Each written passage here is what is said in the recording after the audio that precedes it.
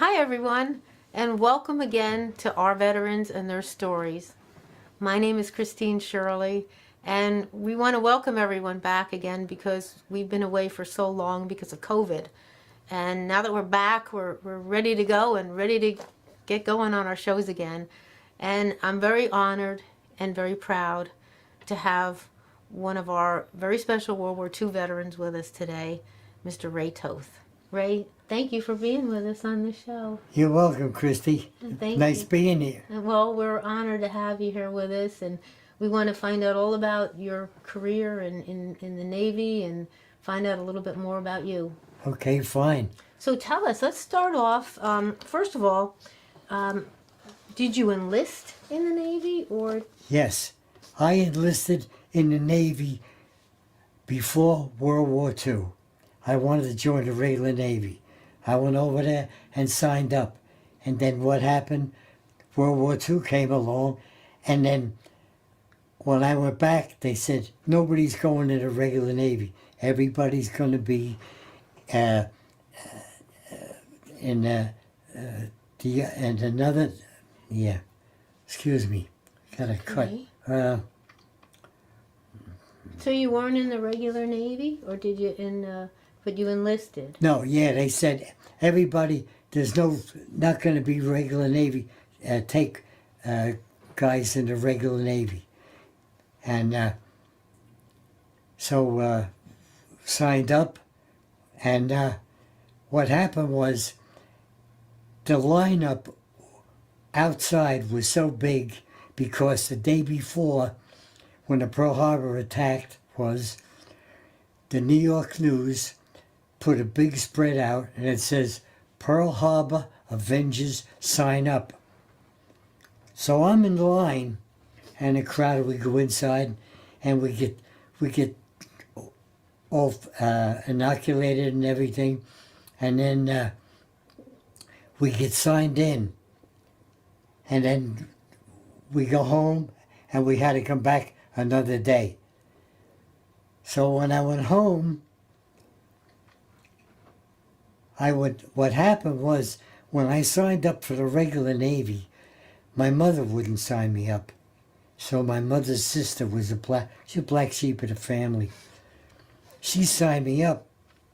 So what happened was, I come back from New York, and I'm around the corner, and I'm sitting on the doorstep talking to some friends, and somebody says to me, Ray, is that your mother coming down the street? And I looked and I said, yeah, she got the apron on, she got a broom. So she comes down, and I'm sitting with these two girls and my buddy, and she comes over there, and she's crying, takes the broom and starts hitting me with the broom. And she said, Aunt Martha signed you up in the Navy. I told you I didn't want you to go away. And she said, now there's a war on. You're gonna get killed. Oh. So I took her home, calmed her down and everything. But she never forgot that. Her and her sister kind of split up a little bit on account of that. So my mother, years ago after that, said, when your son Billy gets old enough, and if there's ever a war or anything, she says, I hope he goes. Oh. So. Were you 18? No, I was, when I signed up, I was in my 20s. Okay, Yeah. but you still needed your Yeah, I mother. was born in 24, and this is 42. So I was signed up, so I was in the Navy for 3 years, 1 month. Wow. 42 to 45. Yep. Did any of your were any of your family in the military? Just my father, my first father. Yeah, he was the only one in the Navy. Yeah, his picture's up there. So he was in the Navy as well. So what happened next? Now, tell us a little bit about. So what happened was, I went back to New York, and we got sworn in, and then we went downstairs and taken in the bus, went to the train, went on a troop train, all sailors, went on a train and took off for Seattle. Wound up in Seattle, and the ship came from New York all the way around and got to Seattle. I got on a ship in Seattle, and we did anti-submarine warfare in Puget Sound. And from there, after that, 5 months we were there. After that, the ship took off in February. We were there 5-6 months. Took off in February for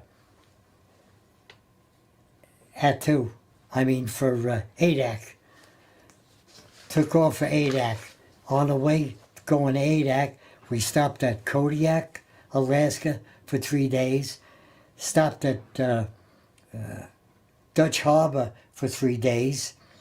And then 4 or 5 days later, we got up to Adak, which was going to be our permanent base. So we was in Adak, and we were doing ping duty up there.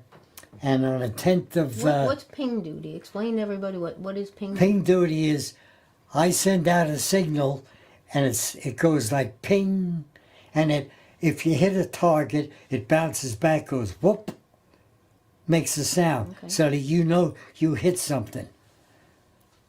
So we left there with a 3-ship convoy, and I come out. I went on duty at 8 o'clock that morning. I had the 8 to 12 watch. Went on duty, and about maybe a half hour later, I'm searching 5 degrees. I turn this wheel, and there's an indicator on the compass, and I was searching from the port side to the starboard side, 180 degrees. And I was on there about 15-20 minutes. I got the ping, and I yelled out contact bearing, and I gave the bearing. The captain said the captain happened to be the officer that was on duty that day, which I'm glad. And he said, "Keep on it, Toth." I said, "Yes, sir." And I kept giving the bearings. And the next thing you know, the captain called down a radar and said, "Radar, you see any periscopes?"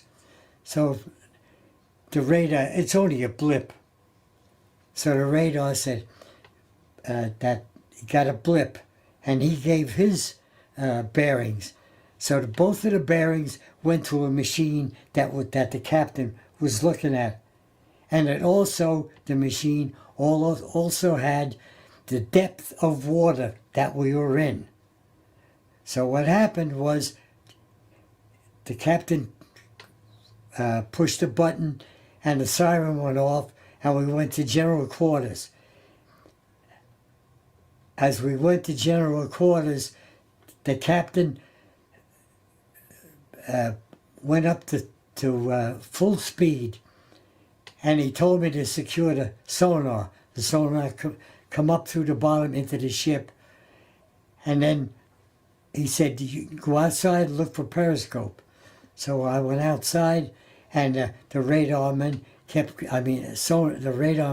giving the bearings, and they were getting them on there.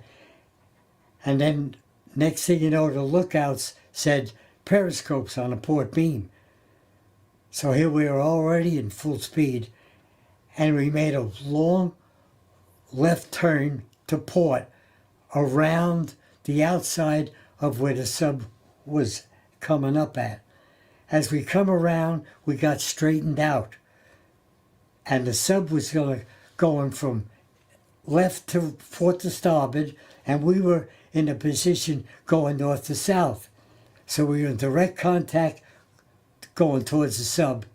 So we got towards the sub, and next thing you know, the captain yelled out, "Everybody stand by for a ram. Hold on tight, hold on tight.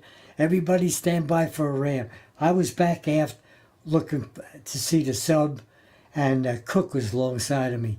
And the next thing I know, I heard this huge crash of metal, and the ship shuttered, went up at the bow, went up in the air, over the top of the sub, because she's coming up. She raises up in the air. Wow. Now the bow is up in the air. Well, by us on top of that, it rolled the sub over. As it rolled the sub over, we got water underneath our ship, and we took off again.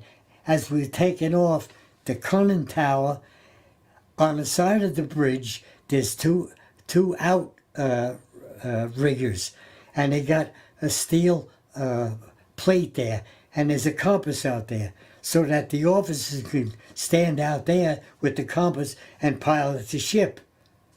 So that as we hit the conning tower, it bent that in like that, and as we went over it, it ripped open the side and the bow. Wow. Now water started coming in. The damage control guys were from the engine room. That was their job. They rushed in there, put all the mattresses in the compartment, took 4x4s, jammed them up against the mattresses to keep the water from coming in, and then got out and shut the hatch. So with the three ships we had, one of them was an LST with troops and supply. The other one was a supply ship, and then there was an ocean-going tug there, ocean-going repair tug. Well, the next thing you know, I looked and I saw the tug that was in a convoy come racing towards the ship. And in the meantime, the captain gave the orders, stand by to abandon ship. Now the water was that far from the deck, and I'm standing there with the cook. So when we heard that, I looked at the cook. I said, you know, we're only going to last a half hour in there before you get hypothermia. I hope that these ships that's in the convoy can come over fast enough, you know. He said, Toth, he said, you don't have to worry about that. And I said, why? And I looked down and I see the cook with this black bag. I forget his name. I said, what's the black bag for? And he said, I'll show you. He zipped it open, and there was a container in there, trying to think, oats. Oats? Oats, you know the cereal? Yeah. Quaker Oats. With the Quaker Oats container. And I said, Quaker Oats is not going to keep you warm. And he said, wait a minute. He takes the top off. He said, that's Alabama, 100 proof. He said, we get in the water, stay near me. At least we'll keep warm till we get picked up. So then all of a sudden the captain said, belay that last message. In other words, don't think about, going over.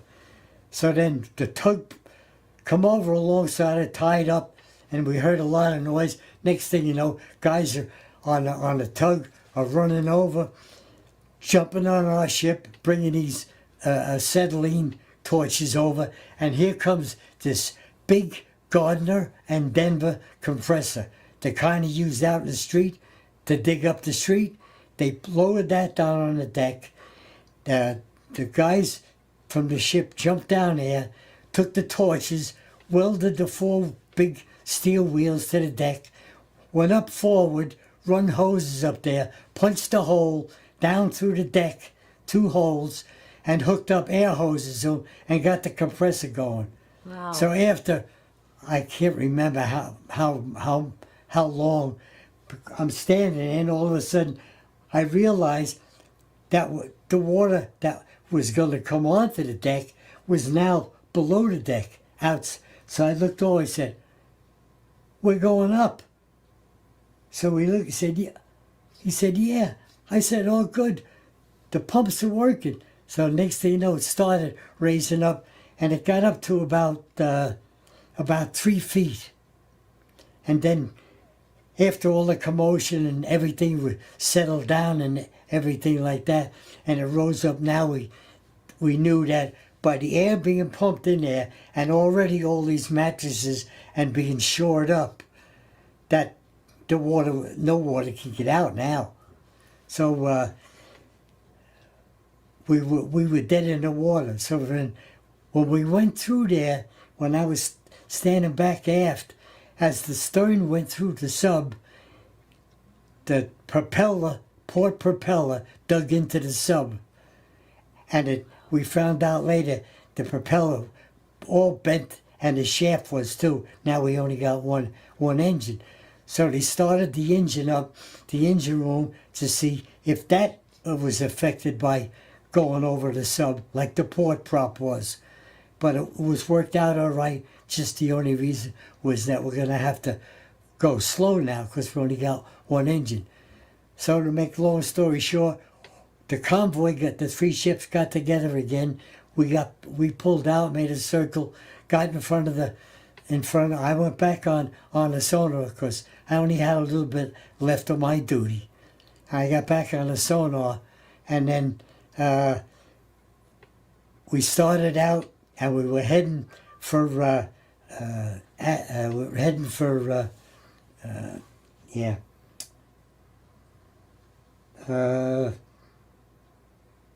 Kiska. We were heading for Kiska. Now, we were going to pass Attu. Attu had been already recaptured in May.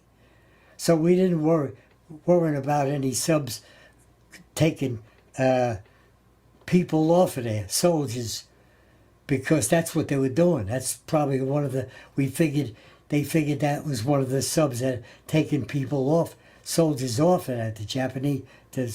So what happened was Admiral Kincaid, he was in charge of the northwest sector. So what he wanted to do was set up a blockade around Kiska so that they couldn't resupply Kiska, which was still alive with troops, and worry about and think about evacuate soldiers off of that too. But on the way, like they say, we had all the damage. We pulled into Attu, and there was a ship in there. We pulled alongside of this ship, and we stayed alongside of them. They did minor repairs. Now, my compartment was flooded, so they had a compartment on this ship with all bunks in there. So all the guys in my compartment, we slept on there, but went back aboard our ship in the morning for breakfast and all that, back and forth. We did that for about 4 days after they did the minor repairs. Then we took off, and we were heading back to Adak, our main base. We got back to Adak, and there was a repair ship there, big repair ship. It was AD-9. It was called the Black Hawk, and it was a repair ship. It did everything. So they pulled alongside them. But between the two ships, they put out these big rubber, like balloons, to keep the ships parted so that the divers could go down there. So what happened was they loaded plates, and they sent them down, and they had divers go down there and weld the plates all around it. Well, that took quite a while because we had the bow was all open, and part of the below the back from the bow was all open. So it took a while to get that all welded. So it got all welded, and then 4 or 5 days later, the captain said, "Everybody, get your dress blues. The Navy's coming, and they're going to take pictures. They want the whole crew out on the dock, take a picture." So the Navy came there, and I didn't have a uniform because it got wet from the flood. So I borrowed a uniform of a guy who was around my size.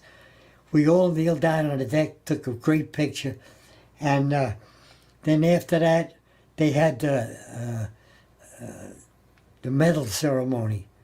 So the captain, the 2 guys that plugged the hole in the ship, and a radioman, which at the time the door was open between the radio shack and the pilot house. He was given a blow-by-blow description. It went out over the air for I don't know how many miles, thousands of miles it went out, because we got congratulatory messages from ships way down in the South Pacific. Wow. Yeah. So in the meantime, we went up there. So then the captain was up, and the two motormacs, they call them. They stood alongside the captain, then the radio and me. There were 5 medals given to that little ship. So the captain got the Navy Cross. Later on, he got promoted to a higher, like a squadron of bigger ships.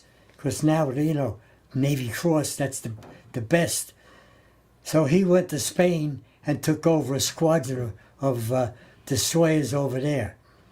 And then they were down the line. The captain got the Navy Cross, and then the 2 guys got a Silver Star. The radio man got a Silver Star, and then I got the Legion of Merit. So they took all these pictures and everything. And then maybe a week or more, we got notice that we're going back to Seattle. So we started back for Seattle. We stopped at Dutch Harbor and then bypassed Kodiak. Was getting close to Seattle, and the next thing we heard was the ferries. They had these huge ferries that went from Bremerton, Washington, where the Navy Yard was, to Seattle. I rode it a couple of times. Takes about an hour and a half down Puget Sound. So next thing we had all these whistles and blowing and stuff like that. As we got near the pier that we were going to tie up to, there was at least 1,000 people there. Wow. Between Wow. the 2 docks. And horns were honking, people were screaming and yelling, saying, good job, stuff like that. And then, I guess maybe about a half hour, these 4 cars pulled up, and all these Navy brass got out and come on our ship. And then, they went into the wardrobe talking to the captain and got what was going on, the information and such. And then a little while after that, another car pulled up, and it was the newspaper. And the newspaper in Seattle, the name of it was the Postal Intelligencer. Yeah.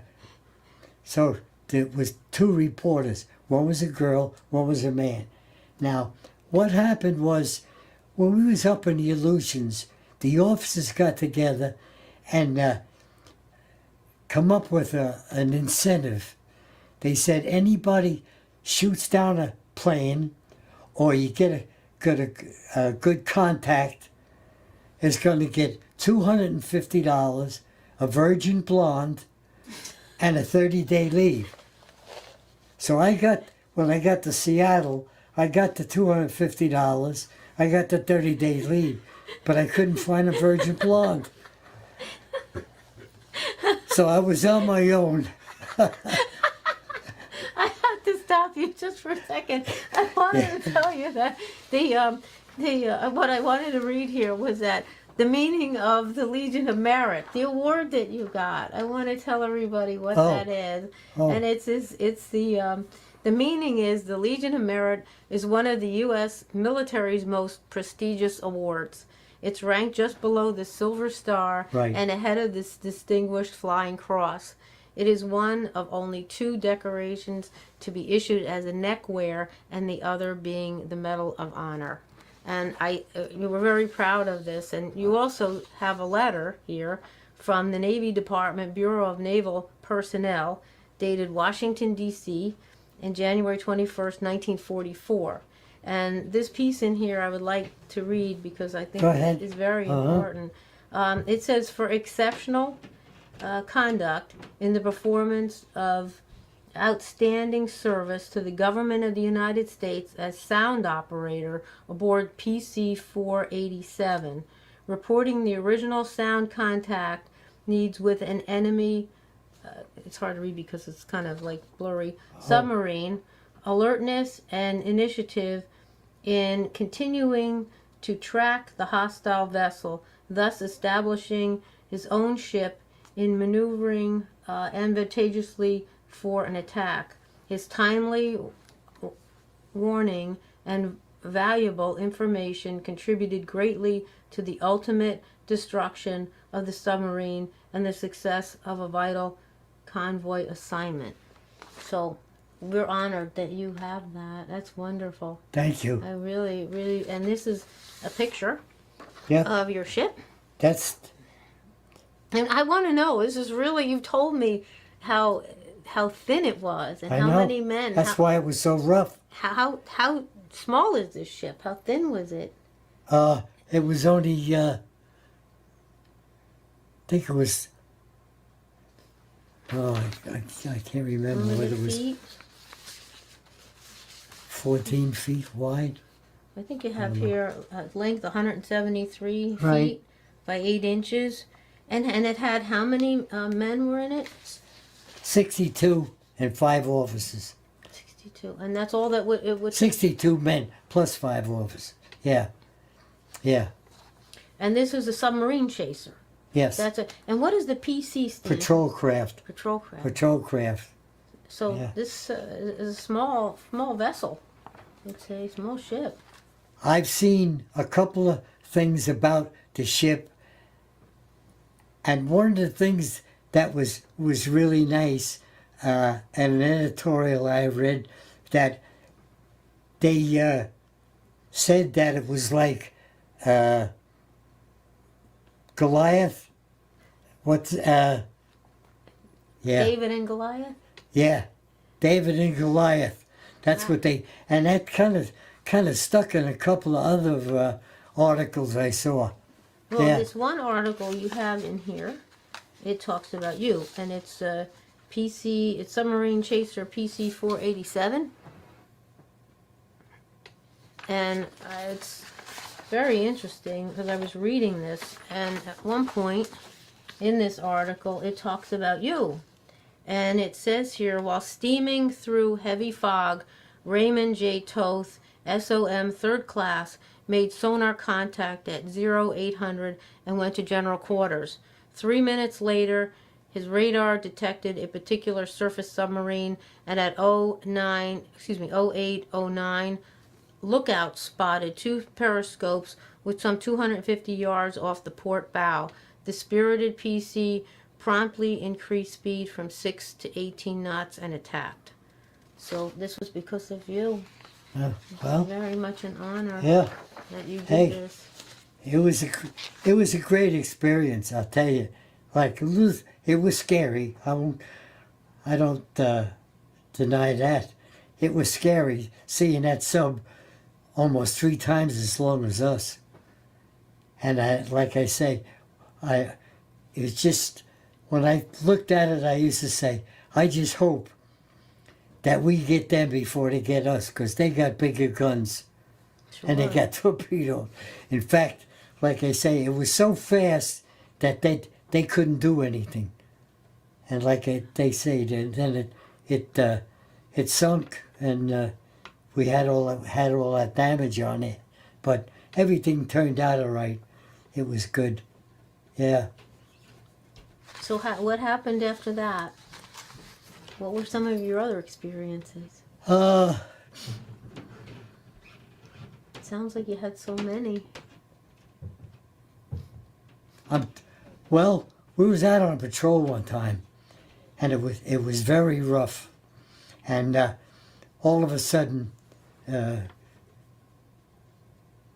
officer in the pilot house was looking out, and he said, "There's a rogue wave coming. Everybody hold on."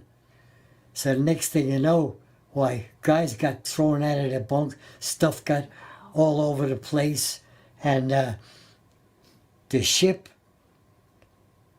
went sideways, lifted the ship up sideways, and it tipped over 70 degrees. Oh, wow. Now, inside of our ship is the mast. The mast comes up from the bottom of the ship through the radio shack, all the way on up, out through the top. Now this part is solid, like solid wood. And there's a thing called a clinometer. It's got numbers on there, and it's got a thing that goes like that. Now that thing went over to 70 degrees. So that means the ship's 70 degrees. Now, we knew that these ships, when they're launched, is one of the few ships that does rollovers. In other words, when my ship was launched, it didn't go down a runway. It tipped over like that in the water, and it kept going like that till it come back. So we knew that if that thing ever did go over, it was going to come back, but it might lose a lot of guys. So what happened? We had 4 guys that were out on deck going down to the mess hall at the time, and a wave come over the top of the ship. Over the top, we had a launch on our ship too. Went over the top of the launch, down the other side, knocked these guys off their feet. Now, alongside all the way around our ship is like a braid of rope. Okay. Well, these guys slid up against that. To make a long story short, we had 3 out of 4 guys hurt, broken arms, and stuff like that. So they took them downstairs and put them in their bunks, and the pharmacist made give them morphine, and then we went on and to where we were going, and they took the 4 guys off. I never saw them again. Took the 4 guys off, and then what happened when we hit that wave? We have a man that takes care of the depth charges. It's called a depth charge watch. He's got a breastplate thing on him, and he's got earphones so he can hear what to set the depth charge. Now, in the depth charge, on the end of the ash can is a round thing, and it's got depths on it for the water. Mm-hmm. So what happens? You can set them so let so much water in at such a pace, so that if you want to go down real deep, if subs down there, and you think it's pretty deep from the sound of the sonar, why then you can the depth charge watch can reset that. So when they get down, the water will come in slow before it sets off. Well, he was standing back there, and when this wave hit, there wasn't really any place for him to really hold on. Well, now the hatches, there's a hatch there. You open up that hatch, and there's a ladder, and that goes down to the mess hall. Okay. So what happened? He tried to hold on to the side of the ship. He lost his balance. He come across with his headset on. His foot got caught in the dog that you tighten the hatch down. The thing on his neck went around his neck and tipped over, and he went around a couple of times. He broke his leg in 3 places. So somebody, after the ship got down, we could hear him yelling.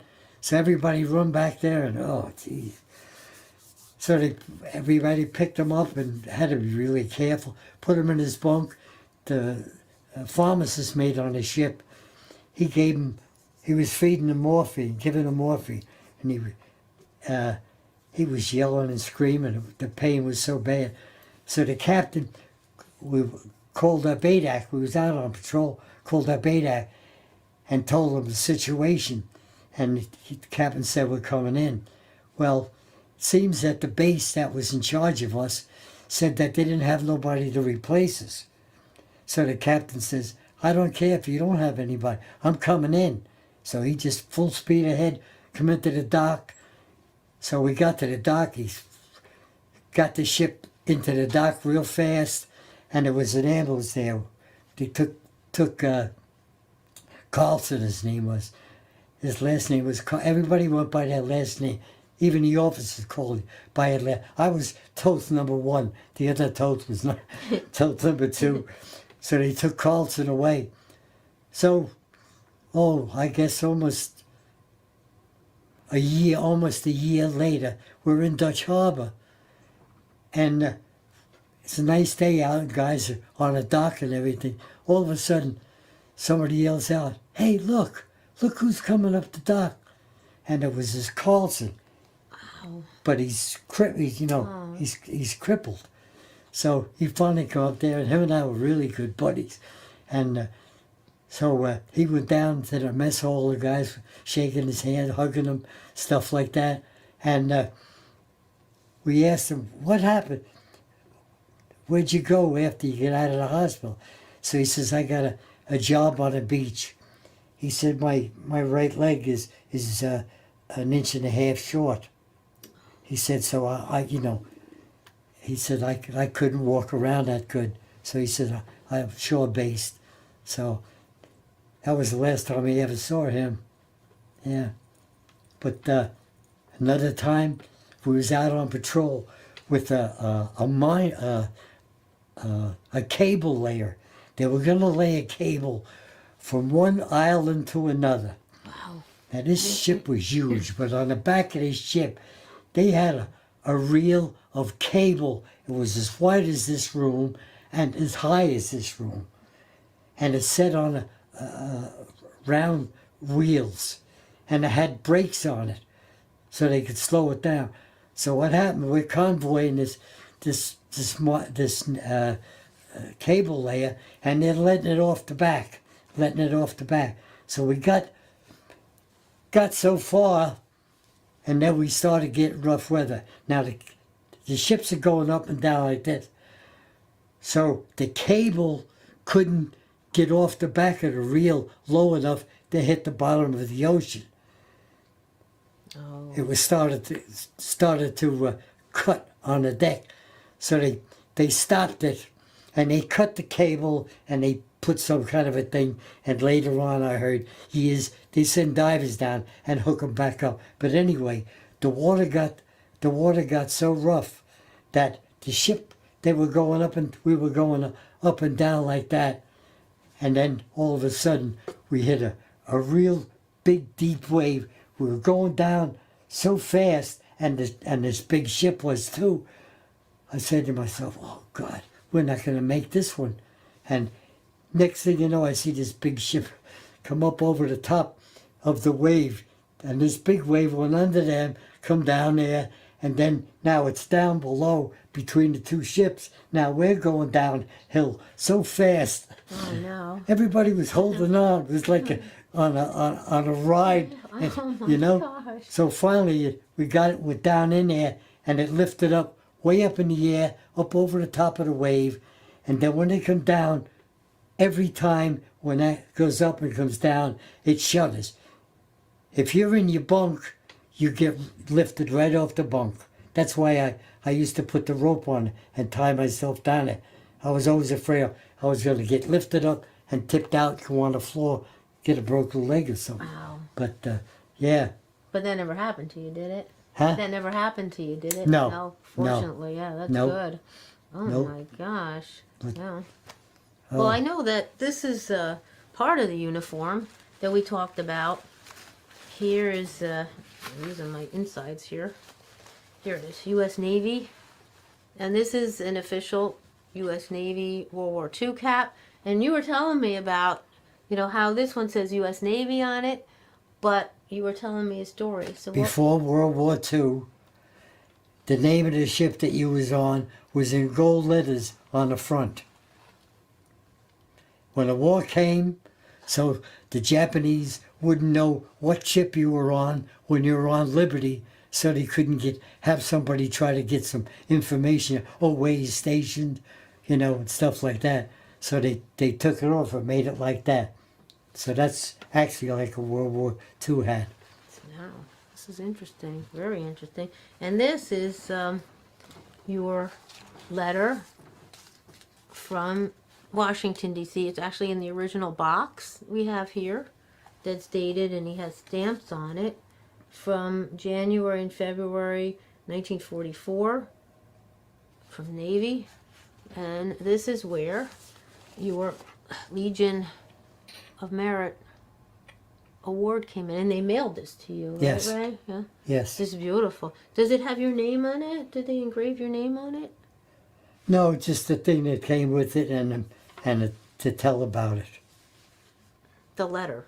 Yeah. Letter that we had here. Yeah. That was the copy that I read, but this is the Yes. original letter. Yeah, that's the original. It's like on parchment paper. Yeah. But this is amazing how they typed it on this paper. It's so thin. But that's the original letter. And it's so pristine, too. Okay. So then where did you go from there? Tell us what happened after that. Well, what happened after that was we went down to Hawaii. Got down to Hawaii, worked out of Pearl Harbor, and doing convoy and air, sea, and rescue. And this was after the attack? After the attack, How did things look? quite a while. Oh, down at there was, you still could see some of the buildings that was blowing up and stuff like that. And Did you take any pictures of that? No, at all when you were I there? couldn't. And the ships? I were- could take pictures on the ship. I was lucky to do that. You couldn't take no pictures because you had to. Where you going to get them? You couldn't take them to a regular place that develops them. Right. You know. So we operated out of there. We did air sea rescues, and then we did convoy south. So one time we picked up a convoy to go into an island in the South Pacific called Canton. Now, Canton Island is a small island. It was used in peacetime for Pan American Airway boats. They're the plane that go on land and sea. Mm-hmm. That was their stopover going to China and Indonesia. Well, when the war started, why the Navy took it over and there was no more passenger service going to those places. So the Navy took it over and they put in these planes called PBYs. They go in the water and they go on land. And what they did was these PBYs, they painted them black and they called them black cats. They'd go out and operate at night in the dark and try to find Japanese convoys. And then they'd come back and see where it was spotted, and then the Navy would get in touch with some PT boats on different islands scattered around, send them out like John Kennedy, you know. And there was 5 ships. So there was only a small dock because it was a small island. And so what happened was one ship at a time went in and unloaded. So it was like about 115 degrees when we were down Wow. there. That kind of heat. So right close to the island was a ship that was half sunk, and it was leaking out, looked like kerosene. So you could see it in the water. But it got so hot down there, what the captain did, he ordered the fire hoses hooked up on the bow and opened up, pumped water from the ocean along both sides of the deck so you could at least get to the mess hall, you know? Otherwise, you couldn't, because the deck was coated with non-skid stuff, and it was a little kind of rough. So what happened was you scrape your feet and it'd be hot. So what they did was they run the hoses down there, and that run water down both sides of the deck, and we could walk to the mess hall then. So when one day it was so bad there that the captain said, anybody that wants to go swimming, go ahead. So everybody said, oh, that's great, you know. So they put 2 gunner's mates up on top of the bridge with machine guns, and we had a guy on both sides with regular guns. And we jumped into the water. They threw a net down the side of the ship so we could climb back on there. So I jumped in the water, a bunch of guys, and swimming around, and we had to keep pushing this. Looked like kerosene. pushed it away, you know. And I got so disgusted. So I got all wet and I come back on the ship and I stayed there. And then to make a long story short, after all the ships were unloaded, we started back for Pearl. On the way back for Pearl, I started having, my ear was started running. So I went to the pharmacist mate, checked it out. He said, I think you got a little infection in there. So he gave me sulfur at that time. So I was taking that, and he said, when we get back to Pearl, he says, I'll take you over to the hospital. He says, and get you checked out. So, make a long story short, we got back, my ear felt a little bit better, healed up a little bit. So I got back to Pearl, it took us, it was 1,000 miles trip. Wow. Yeah. I couldn't believe that, so I got on computer and put it how far from Pearl Harbor to Canton Island. It was almost 1,000 miles. Wow. So by the time we got back there and back into Pearl, and the place that we were doctors was Barbers Point. Now the only other ship there was mine layers, small ship that did mine lay and pick them up.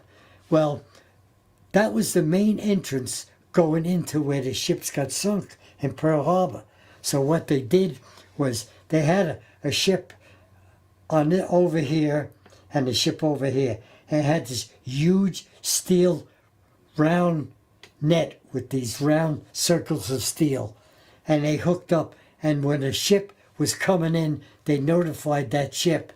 And these two ships would part this net. Then the ships would come through there.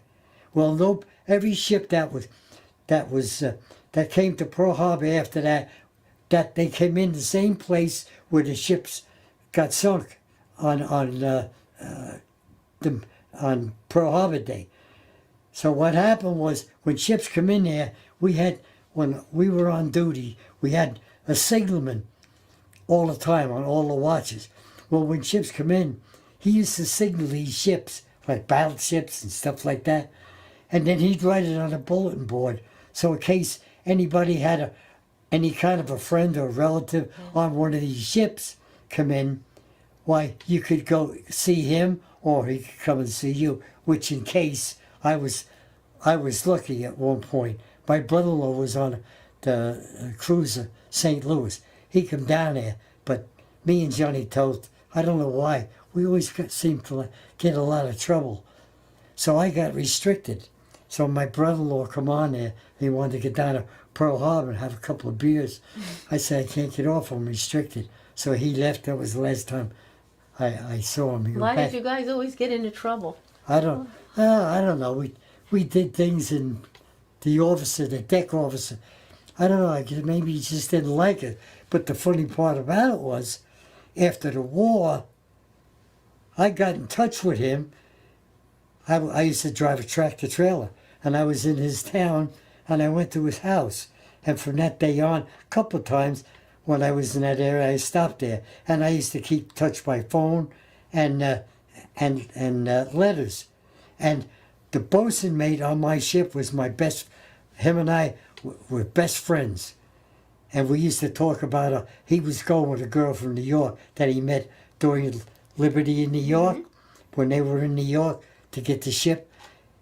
He met this girl, she was an operator. So we used to talk about, he used to tell me about her, and I used to talk about my wife. Nice. Right. That's so nice. And we got to be friends even after the war. So what happened was, when we went back and got to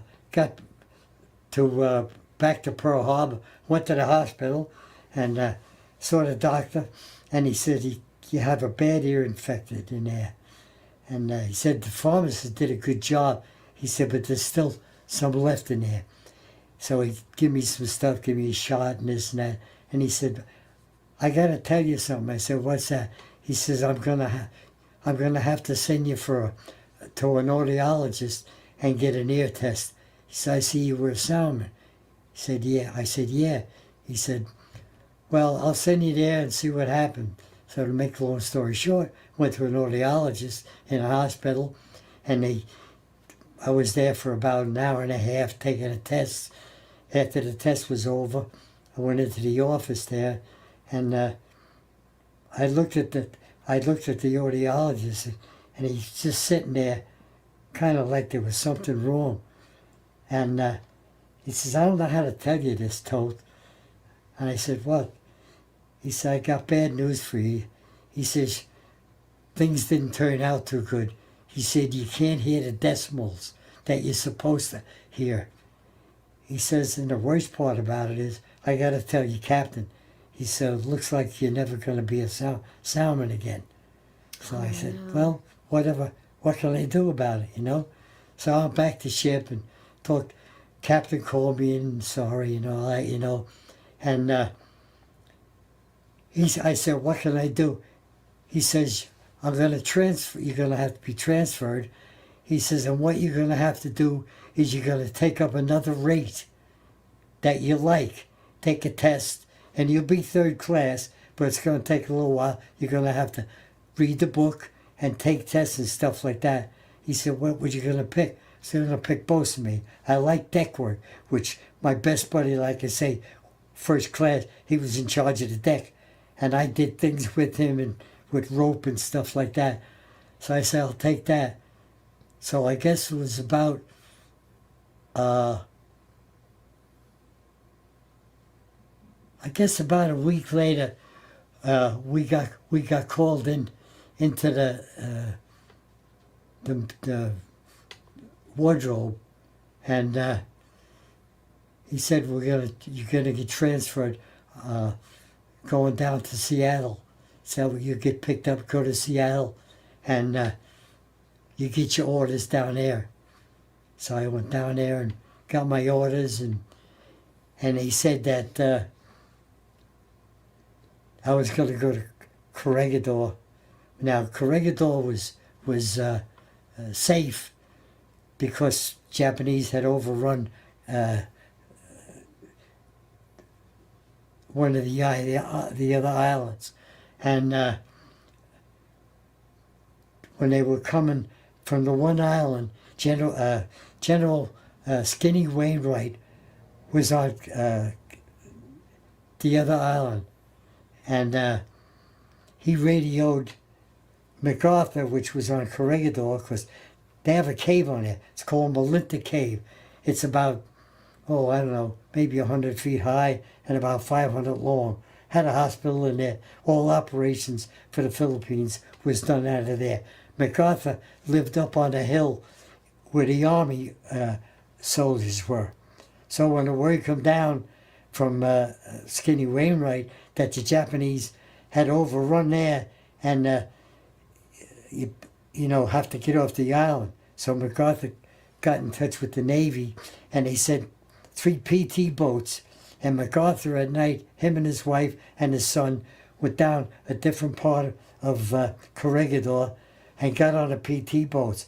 3 PT boats took MacArthur's wife and son to Australia. On the way, they operated at night, so the Japanese, because they were going through Japanese territory, through the Japanese, and what they would do is they'd pull into some of these PT bases just at night. Then they'd take off a day and keep going. Finally reached Australia, and from then on, MacArthur won the war from Australia till 5 years later. He made a statement that I will return, but it was like 4 years later he returned. Made a big thing out of it. He got out of a boat and walked in the water, and had all his aides alongside of him and stuff like that. Got back to the Philippines. Well, when I was on Corregidor, I took odd jobs there. Finally, I took a job because I had 2 boats in civilian life. And finally, I was talking to the guy. Every so often, they pulled a barge up on the beach, and a 2.5 truck and a Jeep with officers and a work party, including me, would go down to Manila and go to a warehouse, and the officers had a list there of food for the the mess hall.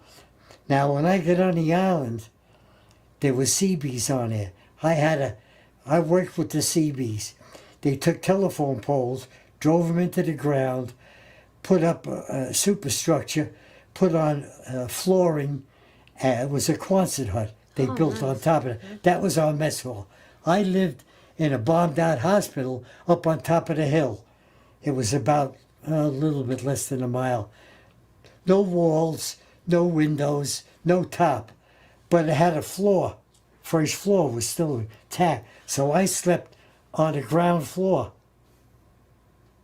and that's where I slept in there on a cot. Wow. And then we went down to the beach and ate down there, and And how long was that, Ray? I was on there not too long, maybe about 4 or 5 months. Okay. And I had, in the meantime, I had gotten a leave between getting transferred, and I went home, and my in-laws made arrangements for a wedding. But prior to that, first time I come home on a 30-day leave, and I met this beautiful girl down Asbury Park. That's a long story short, too. But what happened was I wanted to get married in 30 days. And she said, well, and she was 2 years older than me. Mm-hmm. She says, well, I don't know too much about it. She says, why don't we wait? Make a long story short. I went back, and then when I was coming home, in between going to Corregidor, I got a 15-day leave. Went home, and my in-laws made it, got married, went to my aunt's cousin in Pennsylvania. We stayed in their house, and then we come back to Jersey, and then I went to the Essex Hotel in Newark on the honeymoon. No, And that's then nice. then we from then on, I went back, and then when I was back to Corregidor, MacArthur put a ruling out there: nobody but Army people will go home first, because he was an Army man. And so going down, I got to be a pilot on a barge that picked up supplies down in there, because they were short-handed and I knew how to operate. So what happened was, I went to the office there. Now the building that we went in used to be an insurance building. I went in there and I was talking to the yeoman in there, and he was telling me about it. He said, guess what? He said, ship coming from Frisco. He said, they're bringing beer. I said, oh, that's good. So what? He said, well, it's going to go back to Frisco, and it's going to take people back there. I said, like who? He said, well, there's a chief petty officer and 2 other sailors are going to go back on that ship. So I already made the orders up for them. I said, wait a minute, there's a ruling out. I said, yeah, if you're married, you've been in so long in the Navy, and you had a medal, you're qualified to go back to the States. So he said, well, I don't know. He's about that. So I said, is there anything, what can you do for me? So make long story short, he said, well, it'll cost you. And I said, how much? He said, $50. Oh. I said, all right. He says, well, I'm going to make out orders for you. Don't know from nothing. He says, so he made the orders out, and one day I went down there with my sea bag, called me up. He sent word up, and I went down with the sea bag, and I went aboard the ship. When I boarded the ship, the chief petty officer from the Seabees was there, and he introduced himself. He says, I'm going to be in charge. I said, good. So he showed me where my bunk was, with one of the rooms with one of the Seabees. So now we're going back to the States. So we left there, and on the way back, I didn't notice until later. They took the gun off the the ship. During the war, they had a thing called armed guard. They to help the ships protect themselves instead of waiting just for destroyers and stuff. They put a big gun on the front of a lot of the Liberty ships, and they called them armed guards. My buddy was one. He had the Russian run, and so they took the gun off in Frisco, but they left the ammunition down the hole. So on the way back, they lifted the ammunition up with a boom, and they dumped it over. I hope we pushed them around, and got them in place, and lifted them, dumped them over the side. And then what happened was, now we don't have the weight in there. Now the ship's going bobbing up and down, and it got real rough. So when it went up, the propeller was turning, and what happened, long term, it would burn the prop out and the shaft. So what the captain did, he flooded the 2 compartments with water. So we had our own private swimming pool. We had a ladder that goes all the way, had a ladder there that goes all the way down to the bottom. We just jump in and climb the ladder and get out and lay on the deck and cool off. So I'm sitting on the deck one night, and by the way, we wasn't eating Navy food. The first morning for breakfast, we went down sitting there, and the cook comes out, and one of the guys that was waiting on tables, he come out and said, "What do you want?" And I said, "Like what? Ham, eggs, toast, what?" I said, "What about all that stuff like powdered milk and all that?" He said, "We don't have that." He said, "We're merchant marines. We don't eat that Navy stuff." So I told him what I wanted, and we got it. And I got to be friends with the guys on there. So one night, I was sitting out on the deck lounge and having a smoke, and the guy says to me, "You want a beer?" I said, "Where are we going to get a beer? We're going to make a stop someplace?" And he said, "No, come in with me." So on ships, they have these big things. The air goes down to the engine room, right? So the next day, the guy says, "Stand over there and tell me if anybody comes down the deck." Next thing you know, he finds a rope someplace and pulls it up from this stack, and there's a case of beer on there. What happened was, they unloaded the beer, but these guys, when nobody was looking, was stashing the beer down the engine room through that stack. Yeah, so we had beer on the way back. So we got to Frisco. We're getting close to Frisco. Now, the war's over. First thing I saw at a distance from the horizon was the Golden Gate Bridge, all lit up, Oh, nice. and San Francisco lit up. As they got closer, we got to the bridge, and I saw the bridge and all the lights. I was stationed on a place called an island there. It was years ago in the 30s. It was a place where they had a World's Fair, and some of the The stuff. 1939 World's Fair? I don't know what year it was, and they still had some of the stuff there from the fair, statues and stuff. So I checked in there, and I got a week's leave before I had to catch a train to go back. I had orders and a pass and everything to go back to New Jersey. A buddy of mine that lived only a block away, I knew about, was in the recruiting office in San Francisco. So I went down there, walked in the door, and this guy's name was Aubrey. It was an odd name. Aubrey Topps, Topps. We're there, hugged and everything, and got together, talk, make long story short. He said, "Where you staying?" I said, "Well, I'm over on the island there." I said, "I got a week off." He said, "Wait till I get off duty." He says, "Come with me." So we went out, got out, come outside. He had a car because he was in recruiting, and where he lived. So we got in the car. I said, where do you live?" He said, "I live up on Nobbs Hill." I said, "Wait a minute, Nobbs Hill, that sounds kind of familiar." He said, "Yeah, that's where all the rich people live, up on top of the hill." So I said, well, what are you doing up there? He says, this elderly woman has this big, gorgeous house, and she takes in sailors. In fact, he said she's got 2 Marines in there, 1 woman and 1 guy that was wounded on one of the islands.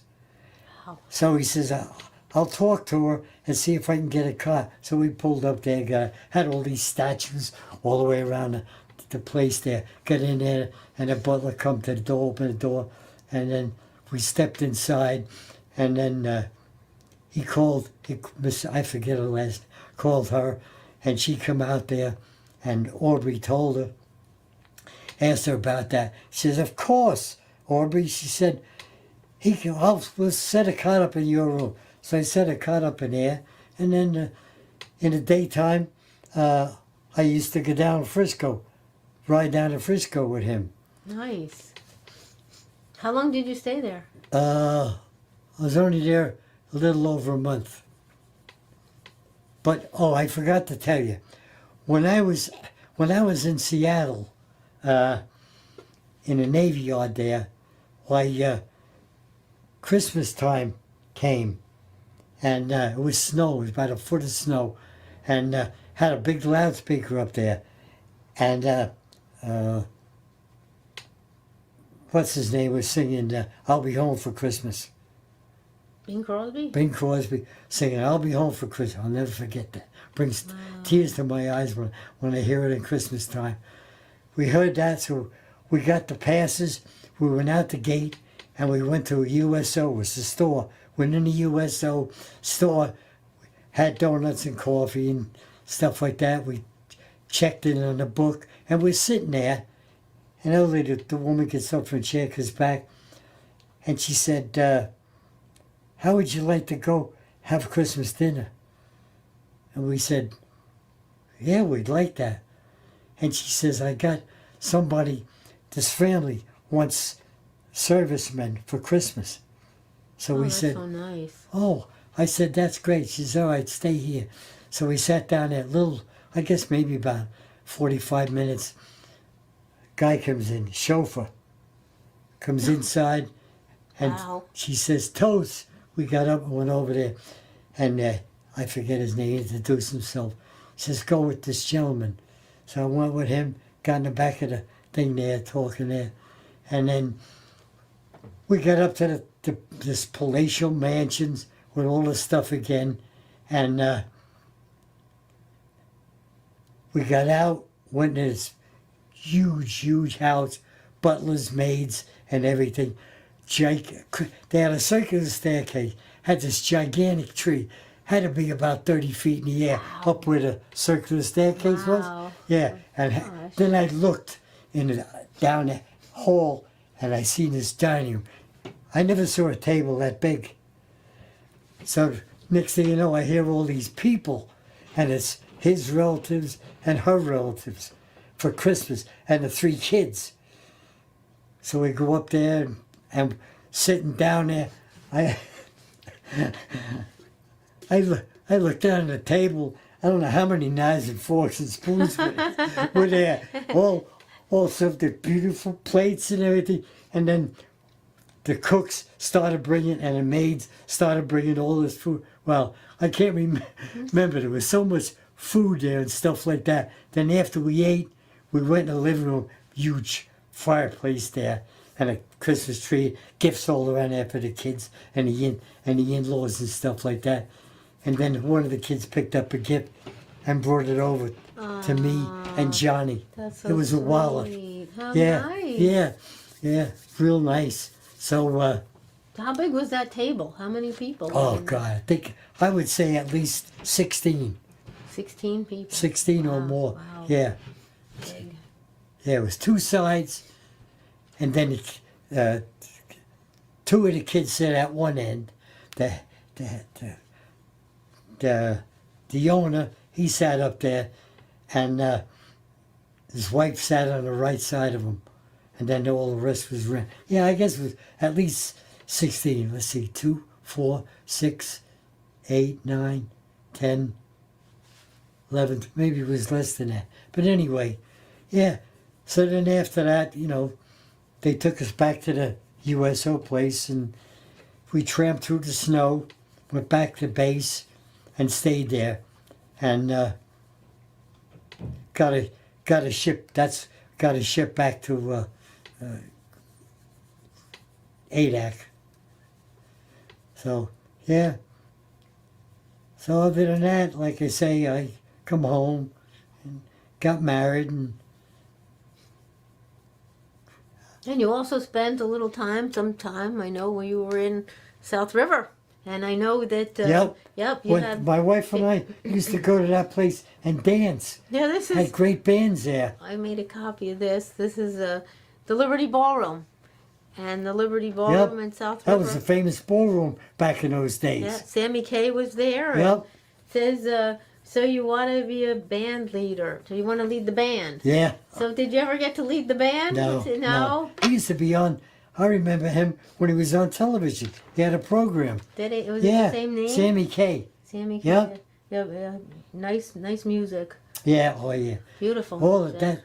Can't beat that music. No, I like it too. It's wonderful. You put it on, and my wife and I used to put it on with a tape in there. And if we have my grandkids in there, say, "Oh, Pop, oh please, huh, Pop."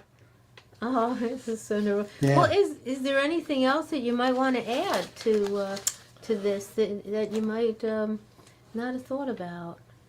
Anything else that? Nope. After the war, my wife lived in a small town. Only had 2 stores, a railroad station. That train come up from Newark, electric, a barber shop, and a post office. So and let 3 me ask you, streets. If for any future generations, I mean, how would you describe to them, if they ever wanted to go into the service, what are your thoughts on that? Being that you're the greatest generation. I think it's one of the best things that young people can do today. Plus, what's really good about it for the younger generation going into the service, they come out, they can go to college, paid, which is something that we couldn't do. But I think it's that the newer generation, the younger generation, should take time. If they can't get a job or they're not satisfied, go into the service and then come out and learn something while you're in the service, and then come out and go to college and get to take something up for your future years. Okay. Well, I want to thank Ray very much for telling us all about his amazing experiences. I mean, and the fact that you are part of the greatest generation that ever lived, and I have the honor to be able to interview you here. It's very touching for me, and very much an honor. It's touching for me to have both of you here, to think that you're really interested. That's another thing with the younger generation. There's very few of them realize anything about World War II, Korean War, Vietnam, Afghanistan, Iraq. They don't know anything about it. They don't teach in school about World War II. And something really nice happened to me. I was at a museum down in Texas where you can see on a wall Admiral Kincaid's house. And my cousins live in Texas, and they took me down to his museum, his house, and his museum in his house. Got all stuff from World War II in there. Now out in the back is a garden. Now all around the garden is a wall. It's kind of deteriorated because it's back in his time.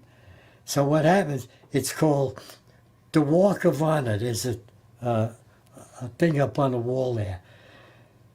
So my 2 grandsons was with me, and my granddaughter, and we're walking around there, and on the wall is plaques of pictures of people and stuff. So walking around, and my son says to me, "Hey, Dad, he says, you know any of these people? I see sailors pictures. Even had a woman that was a riveter during World War II. Wow. Yeah, stuff like that you could get a picture of.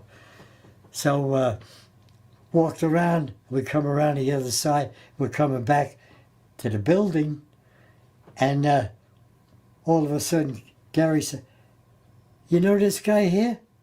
So I bend down, and it's my picture on the wall. My two grandsons and Gary got together and paid to have my picture put on a wall. It's called Wall of Honor. Oh, that's Yeah, wonderful. there's a picture of it. We'll And, have to take a look at that too. Yeah. So then, like I say, I was so surprised. And in fact, years later, my first great grandson, they went down to Texas, another part of Texas, and they were walking. When they go in there all the time, walk around there, and then my son had my great grandson point to my picture, say "Pop, Pop." Yeah, yeah, so we got pictures of sweet. that. Yeah, That's so sweet. yeah, yeah. Bray, it's been a pleasure, and I can't Same here. thank you enough. Hope I didn't take too long. No, and I want to thank everybody for joining us Yes, again. thank you, Neil, Once for again, taking time to come up here. and all our viewers. Oh, And all our viewers. thank you, everybody. And we want to say farewell, and God bless you all, and God bless America. Yes. Good night.